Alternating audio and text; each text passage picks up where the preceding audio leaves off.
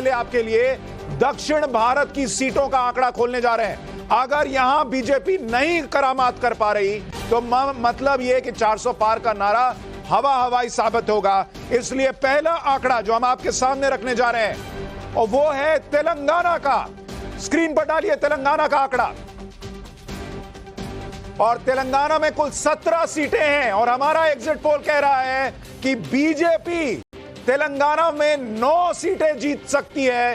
कांग्रेस 6 से 7, बीआरएस का सुपड़ा साफ हो रहा है। एआईएमआईएम यानी असदुद्दीन ओवैसी की पार्टी, उसको 1 सीट जा सकती है। यह तेलंगाना की तस्वीर। और अगर तेलंगाना में बीजेपी 9 सीट जीतती हुई दिख रही है तो यह बीजेपी के लिए 5 सीट का गेन होगा, क्योंकि पिछली बार बीजेपी को तेलंगाना में मात्र 4 सीट आई थी। मैं आपको दिखाता हूं, जरा आंकड़े देखिए। ये तेलंगाना में बहुत बड़ा उलटफेर हो रहा है और अगर ये नतीजों में कन्वर्ट होता है तो ये अपने आप में चौंकाने वाला होगा। बीजेपी तेलंगाना में 9 सीट, कांग्रेस 6 से 7 सीट, यानी कांग्रेस को भी गेन हो रहा है करीब करीब 3 से 4 सीट का। लेकिन असली नुकसान तेलंगाना में बीआरएस सुपड़ा साफ 0। तेलंगाना में बीजेपी बीआरएस को पिछले बार 9 सीट आई थी, वो 9 सीटें बीजेपी और कांग्रेस में बढ़ गई हैं। एआईएमआईएम को 1 सीट आती दिख रही है। यानी इसका मतलब यह है कि असदुद्दीन ओवैसी संभव है कि अपनी हैदराबाद की सीट को बचा लेंगे और माधवी लता हैदराबाद में हार सकती हैं, क्योंकि यही वो 1 सीट है जो एआईएमआईएम तेलंगाना में जीतती रही है। लेकिन ये अपने आप में बड़ी खबर। अगर तेलंगाना में बीजेपी 9 से 10 सीट तक पहुंच रही है तो ये बीजेपी के लिए बड़ा गेन है। वोट शेयर दिखाइए, तेलंगाना का वोट शेयर क्या कहता है, जरा आपके सामने वो रखता हूं। तेलंगाना में 17 सीटों पर बीजेपी अगर 9 जीत रही है, आधे से ज्यादा। बीजेपी का वोट शेयर देखिए, बीजेपी का वोट शेयर 11% का गेन है बीजेपी को। 31% बीजेपी का वोट शेयर, इंडिया अलायंस का 36% और अदर्स को 33% वोट जा रहा है। यानी तेलंगाना के अंदर सबसे बड़ा उलटफेर होता हुआ दिख रहा है, जहां पर बीजेपी का वोट शेयर पिछले 5 साल में एक 11% का गेन जो है वो दिख रहा है बीजेपी के लिए। और सबसे बड़ा नुकसान वोट शेयर में भी बीआरएस को दिख रहा है, जहां पर बीआरएस जो है वो 18% वोट शेयर अपना गवा रही है। तो सीधे सीधे तेलंगाना में यह फायदा बीजेपी को जाता दिख रहा है। मुझे लग रहा है टोटल टैली में अगर आप वहां भी सीटें बढ़ाएं तो लोगों को पता चलेगा कि जो है कहां पर सीटें जा रही हैं बीजेपी की। अब आपको तेलंगाना दिखाया, तेलंगाना के बाद आते हैं कर्नाटक का राज्य, जहां पर बीजेपी को कितनी सीटें आ रही हैं। कर्नाटक में 28 लोकसभा सीटें हैं। अब जरा कर्नाटक का हाल बताइए, कर्नाटक में बीजेपी को कितनी सीटें, क्योंकि कहा गया यहां कांग्रेस की सरकार बन गई है, बीजेपी को नुकसान होगा।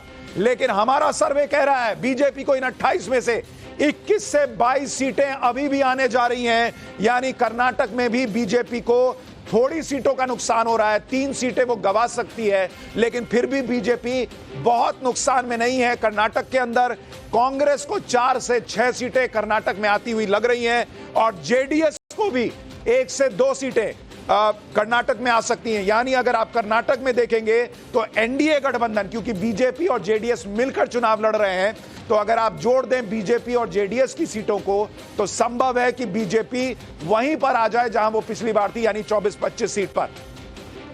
वोट शेयर देखिए, vote share, massive vote share. NDA को 53% वोट मिलता दिख रहा है कर्नाटक के अंदर। इंडिया अलायंस 44% पर है और अन्य को 3%। यानी कर्नाटक के अंदर ऐसा लग रहा है कि साफ साफ बीजेपी वर्सेस कांग्रेस हुआ है और जेडीएस अगर गई है बीजेपी के साथ तो उसको वहां पर फायदा होता हुआ दिख रहा है। यानी अगर 2 राज्य आप देखें, कर्नाटक में बीजेपी जो है या एनडीए अलायंस जो है वो 22 से 23 सीट जीतता दिख रहा है, और अगर आप देखेंगे तेलंगाना में 9 सीट, यानी अगर आप 28 और 17 जोड़ दें तो करीब करीब 45 सीटों में से बीजेपी 30+ हो जा रही है दक्षिण भारत के अंदर। यह अपने आप में बीजेपी के लिए बड़ी बात है कि वो कर्नाटक में अपनी सीटों को बचाती हुई लग रही है और तेलंगाना में सीटों को गेन करती हुई दिख रही है। अब आते हैं उस राज्य पर जिस पर सबकी नजर थी। मुझे लगता है टोटल टैली में अभी तक हम जो डेटा दिखा रहे हैं उसको जोड़ते जाइए 2019 के नतीजों की बजाय, तो लोगों को पता चलेगा कि यह आंकड़ा कहां जा रहा है। ऊपर 19 का डेटा ना दिखाकर अभी का डेटा लीजिए।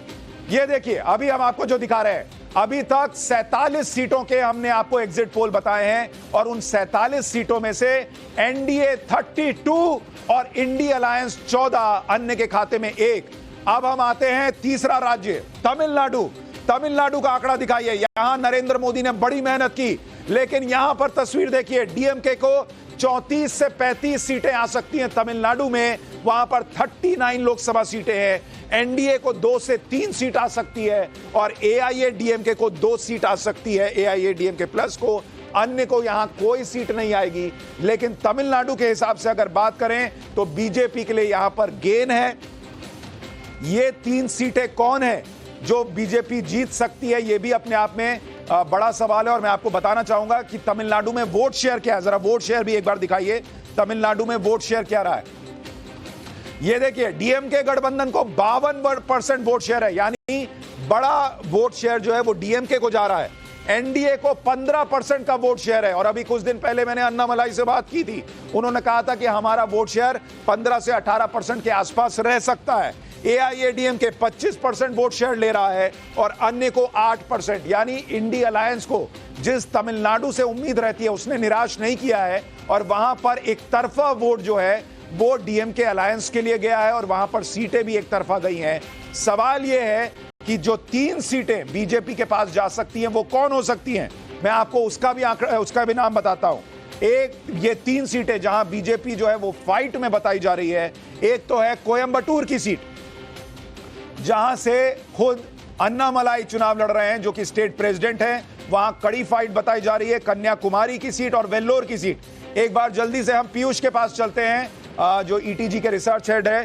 पीयूष, ये जो 3 सीटें जिनकी हम बात कर रहे हैं, जहां तमिलनाडु में बीजेपी जो है वो कड़ी फाइट में है, ये कितनी कड़ी फाइट है और इन 3 में से कितनी बीजेपी निकाल सकती है? देखिए सुशांत जी, पहले तो बीजेपी ने, हम सबको मालूम है, पूरा इंडिया ने देखा है कि पीएम मोदी ने वहां पे बहुत मेहनत की है। दूसरा, उनको जो रीजनल लीडर मिला है अन्नामलाई के रूप में, उन्होंने वहां पे बहुत मेहनत की है। सिर्फ अपनी सीट पे नहीं, अक्रॉस तमिलनाडु उन्होंने मेहनत की है। ये जो 3 सीटें, इसके अलावा 6-7 सीटें ऐसी है जिसपे बीजेपी अच्छी फाइट में है। जैसे अपना कडलूर है और फिर अपना वेलोर है, फिर अपना धर्मापुरी है। ऐसे करके काफ़ी सीटें जहाँ पे वो अच्छी फाइट में है। तो यानी बीजेपी कुछ सीटों पर फाइट में है, बीजेपी तमिलनाडु में गेन कर रही है। राजगोपालन सर, सुशांत, इस पैनल में सिर्फ मैं तमिलनाडु से हूँ। हाँ। मुझे मौका देना चाहिए। जी, आप बोलिए सर, आप बोलिए। तमिलनाडु का एग्जिट पोल आपको कैसा लग रहा है? नरेंद्र मोदी साहब ने बार बार इसीलिए किया है, द्राविड़ा वर्सेस हिंदुत्व को मुश्किल से खड़ा किया था, द्राविड़ मूवमेंट का। वो लोग अलग स्टेट मांगते थे, डीएमके सनातन धर्म को विरोध था।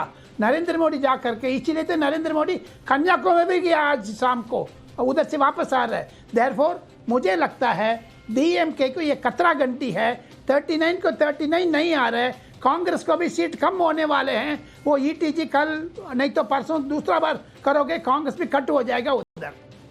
तो सर, अभी हमारा सर्वे, हमारा एग्जिट पोल कह रहा है कि बीजेपी को तमिलनाडु में 2 से 3 सीट। आप कितनी देखते हैं? मुझे 5 देख रहे हैं। 5 देख रहे हैं नजरिया से 5 आने 5 देख रहे हैं आप तमिलनाडु में। हाँ जी। और मुझे ये बताइए, ये जो तेलंगाना में बीजेपी का गेन है, आपको लग रहा है ये हो रहा है?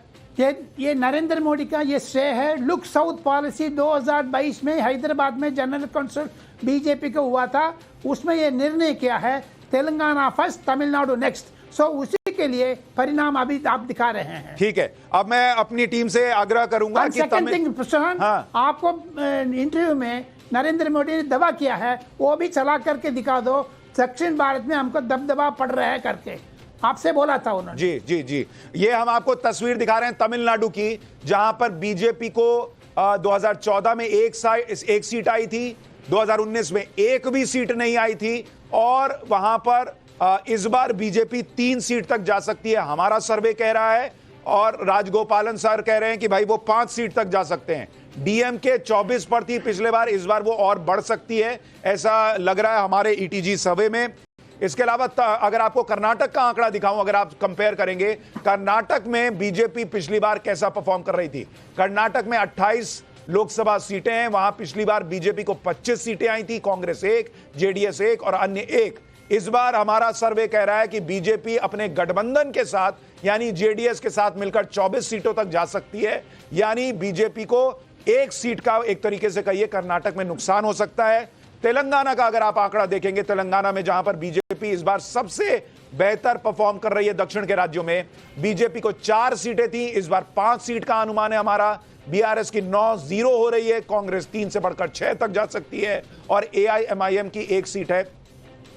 यानी ये दक्षिण के राज्य। एक मिनट सर, आ रहा हूं, अब मैं आंध्र प्रदेश पर जाऊंगा। दूसरा चीज भी है, हाँ। मल्लिकार्जुन खड़गे के ये कतरा घंटी है, क्योंकि 25 सीट बीजेपी ले लेगी, उन्होंने इस्तीफा देना पड़ेगा। He can not remain Congress president.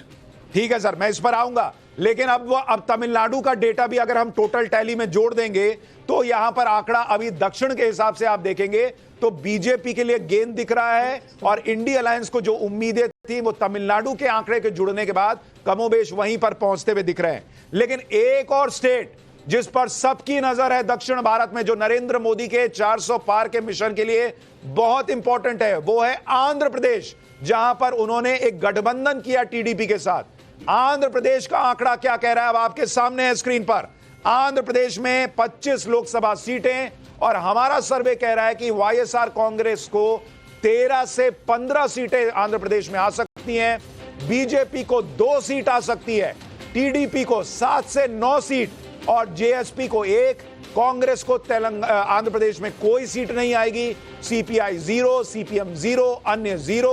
यानी अगर आप 25 सीटों में देखेंगे तो वाईएसआर कांग्रेस 13 से 15 सीट, और अगर आप एनडीए को देखेंगे यानी बीजेपी और टीडीपी को जोड़ दें तो वो 11 सीट पर पहुंच सकते हैं। और ये बीजेपी के लिए एक और बड़ा गेन है, क्योंकि इसी आंध्र प्रदेश में पिछली बार बीजेपी बिना गठबंधन के लड़ी थी और बीजेपी का सुपड़ा साफ हो गया था, बीजेपी को 0 सीटें आई थी। यानी 11 सीट का गेन है एनडीए के लिए अगर यही तस्वीर आंकड़ों में तब्दील होती है रिजल्ट के दिन। और ये आप देखिए तस्वीर, बीजेपी को 2019 में 0 सीट आई थी, टीडीपी को 3 सीट आई थी और वाईएसआर कांग्रेस को 22 सीट। इस बार टीडीपी की सीटें 6 बढ़ती दिख रही हैं, यानी टीडीपी जो है वो 9 तक जा सकती है और बीजेपी भी 2 सीट गेन करती भी दिख रही है। यानी आंध्र प्रदेश में भी बीजेपी जो है वो गेन कर रही है।